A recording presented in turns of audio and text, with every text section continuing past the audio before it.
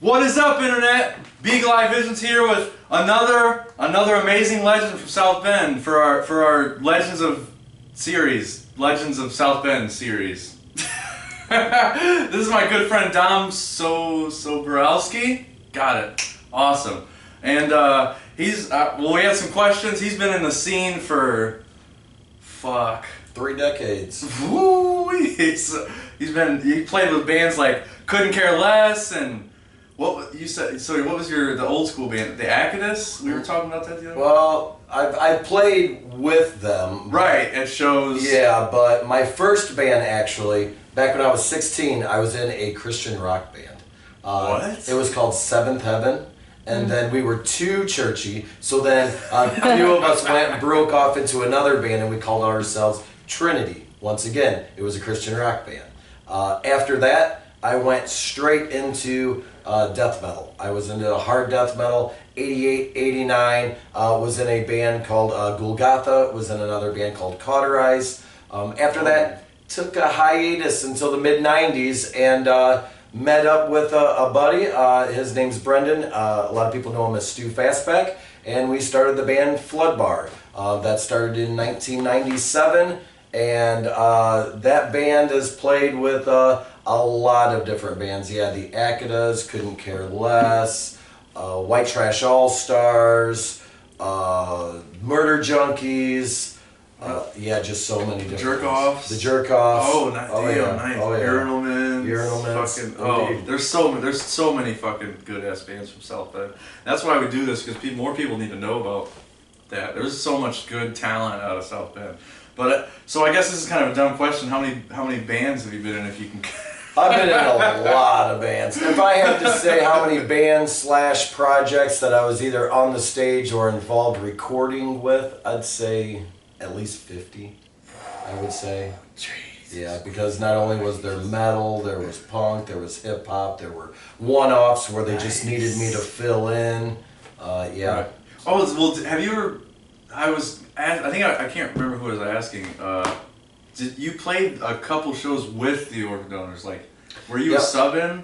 No, it was not a sub-in, but we played as Cause for Concern, and then we played as, I was playing in another band. See, I played in so many bands I don't even know what the name of it. But it was with Jeff the Chef, and it was with a boxer from the University of Notre Dame. And I can't remember what his name is. Sober Sinners! Yeah, there it is. Oh, dude, I fucking forget. Oh my god. I showed you Sober Sinners, haven't I?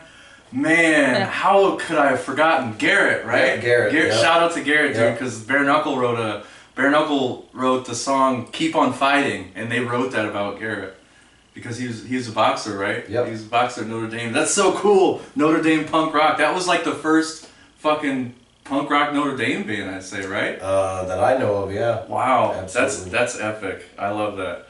So have you ever got to play Maury's Playhouse? I heard a lot of a lot of insane stories. Back in the day, I mean, Maury's was just kind of the cheap place that you could rent out. Well, if you were a promoter, it didn't have to be any specific promoter. It was just, hey, I want to throw a show. Let's go to Kinko's. Let's make some flyers, and let's pay our $80 back then so that we could rent out Maury's Party House. So wow, it was a pretty fun time there. We used to even have shows to where we would have bands on the ground floor and then bands in the basement going simultaneously. Whoa. Things got pretty crazy. Actually, I saw them do that once when it became the Bender in the ballroom. They did like metal upstairs and punk downstairs. Sure. And then like the fridge was filled with hams too. That was fucking that was one of the shows the Orphan Donors played. And I taught a lot of people about the Orphan Donors. I need to tell them about Sober Sinners too and shit. Now that I got that Cause for Concern CD, I'll have to. Oh, I should have brought that. Damn. Should have plugged it. Oh, whatever. But so, what's the craziest thing you've ever seen at a show around here in South Bend? Man, there's so many crazy things that I've seen. I got a couple stories. So actually, this one ties in because it was at Maury's Party House, and nice. Cause for Concern was playing a New Year's Eve party, and we had a really good turnout. The pit got really wild, and after our set, this girl comes up to me. She smiles. She's missing her front tooth. She said, "Can you help me find my tooth?" And so we're looking around the pit trying to find her tooth. Pretty funny. Well, I kind of remember that. Remember that one? Like, who was? Do you remember? I don't remember who it was. And I remember, so at the vendor ballroom, I was telling Jasmine about. I was telling you about this. That they played. So many. So it's cause for concern, right? Yeah, of course. So I get cause for concern. Couldn't care less. The same C's and the L, all the C's and the L's. I could. But so you guys played the one more song. Please play this song one more time. But you guys did it for like an hour. Just like, like some people were like me were laughing. I was fucking dying, but some people were like getting actually pissed off. They were like, "Shut the fuck up!" And people started yelling. Man, that was a good show. Oh yeah. another memorable show was at the PNA back in the day. It was on the corner of Western and Olive. It's now since been torn down, unfortunately. But there's a really big show, and they had a King of the Pit. Where you would go in, and it was basically all of these people who thought they had machismo would come in and try to knock everybody else out of the ring. It was like punk rock sumo wrestling. Of course, I went in there, and when I did, not only did I get jumped on by about 4 or 5 different guys, but at the end, I ended up splitting my chin open. There's actually a scar here.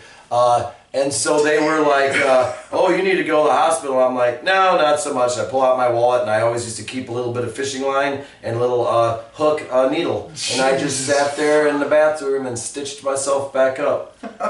Same place, PNA. I was really, really sick, but I had to do a show. This was with Flood Bar. I had to do a show, and I was wearing these like Steve Irwin khaki shorts, really skin tight. Well, I coughed. And I shit myself really bad, and I had no other change of clothes, and so I'm looking at Brendan and Barry and David. I'm like, dude, what am I supposed to do? And Brendan's like, I got it, man. And he goes and he gets a Sharpie from the doorman, and he comes back and he circles the shit that's on the back of my shorts, and then writes, I shit myself, and put an arrow on it. So the whole night, people thought it was a joke. They didn't even think it was real, except the smell was there. So yeah, after that show, I ended up leaving directly afterwards because I had some monkey butt hardcore. Holy shit! Wow. Well, shout out to Stu for that. He's a victim that we're gonna interview too. We got to bring him on. But holy shit, that was an intense story. So, well, I guess that'll lead to another question. So that was when we were training back then, because you're. No, I wasn't training. You did some MMA I stuff. I did. I wasn't training back then. Back then, it was just more of. I was starting out bodybuilding then. Oh, okay. And so. It was more of just doing the bodybuilding. I started to get some mass. So when I did the King of the Ring, like I said, everybody was like, we want to push this big guy out. It was fun though, yeah. I really didn't start doing any MMA until right around, well, I did it, I can't say that. I did it when I was like 19 years old. Back in the day, it was like, I think it was like when the second UFC came out, I think I was about that age. And there was a bar out in Elkhart called the Zoo. And they had...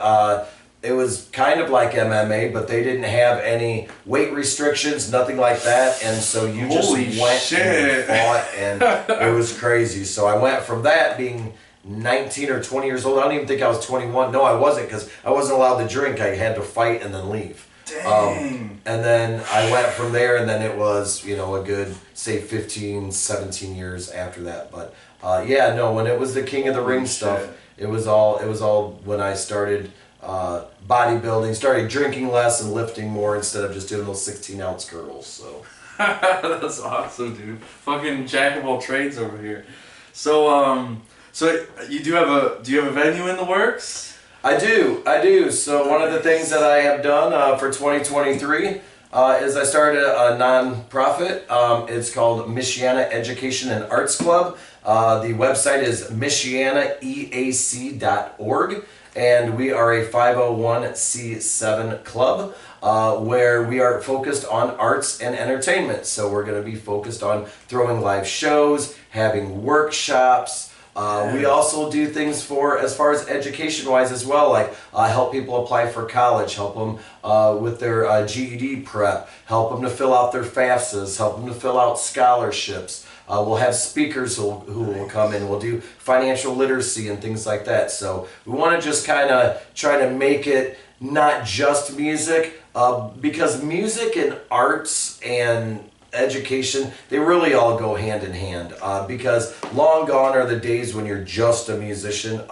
Nowadays you evolve and you grow. Maybe in your 20s you're like, yes, I'm really about music, but as you find your career and find your path, some people, they kind of put music by the wayside. Other people embrace it and they kind of roll with it. And then other people, they just kind of do what I do, which is branch off in a bunch of different directions. So nice. We're hoping that in the late spring of 2023 to be breaking ground on the venue itself. So hopefully if you want to find out about any updates, you can just go to the website, and there's always a newsletter there that can be downloaded and looked at. Also, we are actively recruiting. If you are interested in finding out more about the club, what the club is about, some of the things that we will be offering, please feel free. MichianaEAC.org. There's an application there. Feel free to go ahead and sign up, and we can start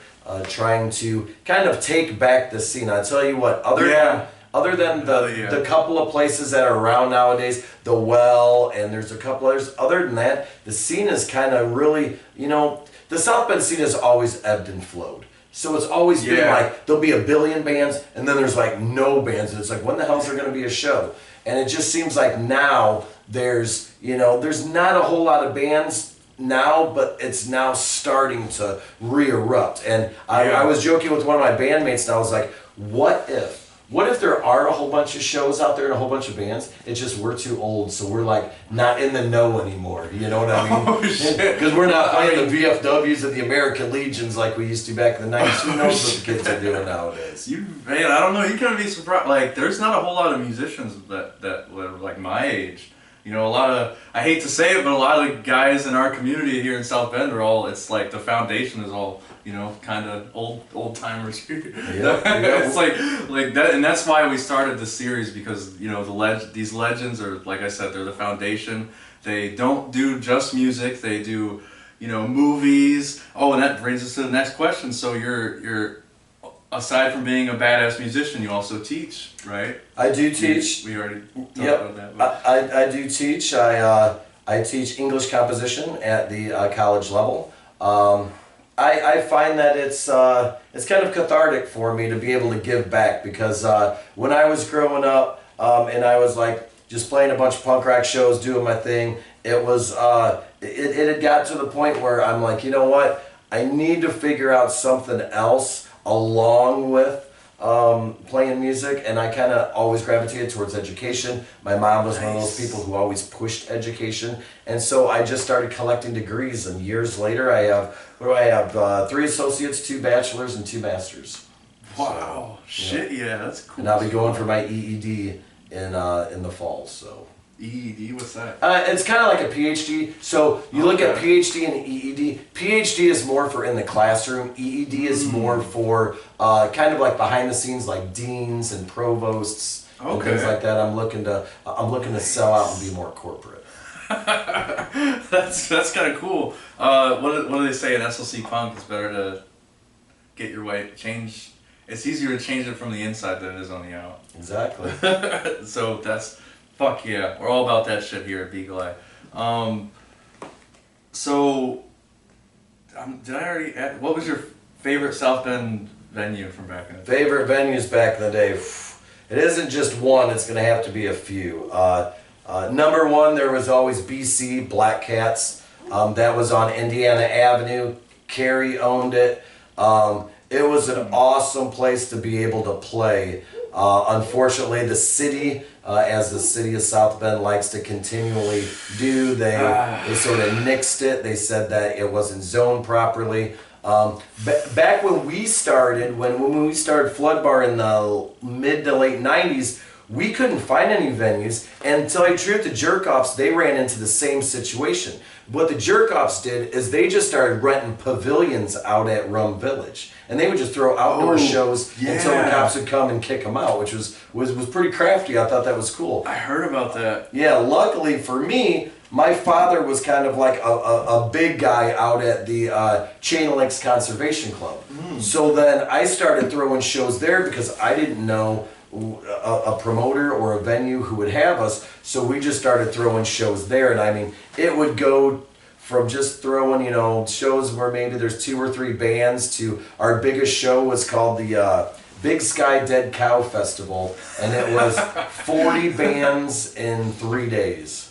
Yeah. Whoa. Yeah, it was pretty awesome. But man, there were so many great venues in South Bend that are no longer there, that, you know, have always treated us well. The Wander, which is now a Mexican restaurant and bar now. The Anchor Inn, which is now a taqueria.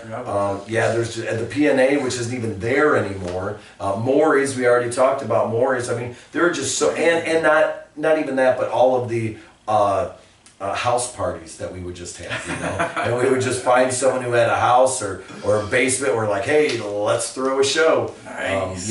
A lot of memories made for sure. A lot of good venues. You know, I think they closed up just because, once again, when we were talking about the scene kind of ebbed and flowed, it kind of dried up, and so they were like, you know, how can we stay in business? And so they had to either, you know, switch what they were doing up, you know, or unfortunately they went out of business. Oh, and a big shout out too to Smith's and Plinko Manor, you know, with Garth. Oh, yeah. You know, back in the day.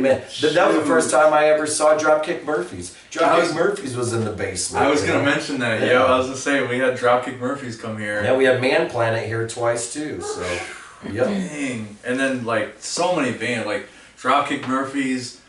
The Queers played Rum Village. Yep. I heard a story about how the Queers played one of them. Sloppy Seconds played here a few times. Oh, Sloppy. Sloppy, dude. I loved it. We had the Murder Junkies, G.G. Allen's band. I had the Murder Junkies stay at my house twice. And I was horrified that they were gonna like coat the walls with shit. No, they were actually really, really nice. Woke up, they had breakfast cooked for me. They folded their blankets and everything. And I'm a big Doberman lover. I used to have a Doberman named Bullet, and Merle and Dino, they used to call a Bullet the donkey dog. And so yeah, it was like it was pretty cool. Met a lot of cool people that ended up popping by South Bend for a night. That's sick. Okay. And so you also, did we mention the print shop? I don't think so. So did you recently acquire a print shop? Again, shout out to Stu. Yeah, Stu ended up hooking me up with Quite the Press, which was very appreciated. I started out screen printing with him, and then I kind of fell by the wayside. I worked at a couple other print shops, but then kind of pursued education, where he still was printing, and I had always remained in contact with Stu, just because, you know, whenever I have a guitar or a mandolin or a bass or something that needs to be gone through, he's my go-to guy. I give it to him, he goes through it, and so we started talking one day about motorcycles. And he's like, oh, you know, and I showed him my motorcycle. I drove it over, and he's like, man, and he got the bug, the itch for a motorcycle. So the next time I came to drop off a guitar, he was like, hey, why don't you come downstairs? And I came downstairs, and he showed me his motorcycle. And I was like, oh, dude, you got a motorcycle. And then I started looking at where I used to work, you know, because the print shop's downstairs, and he lives upstairs.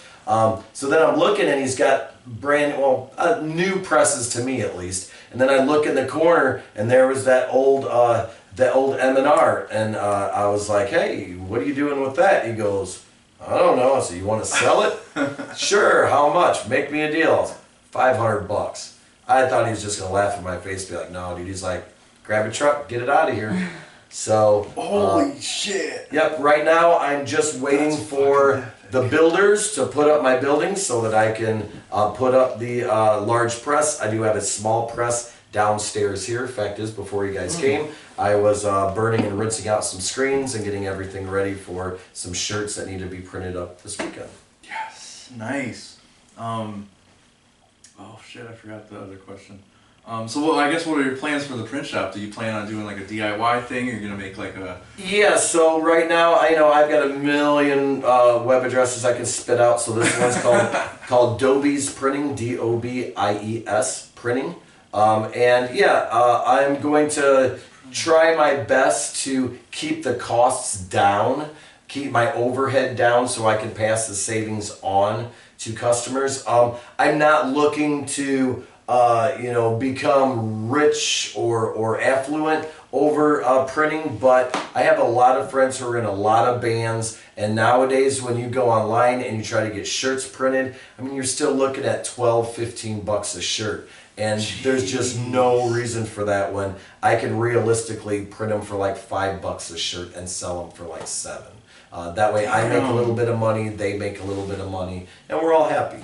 That's amazing. That's part of why he's a legend. Damn it. Oh, okay, so that'll move us into.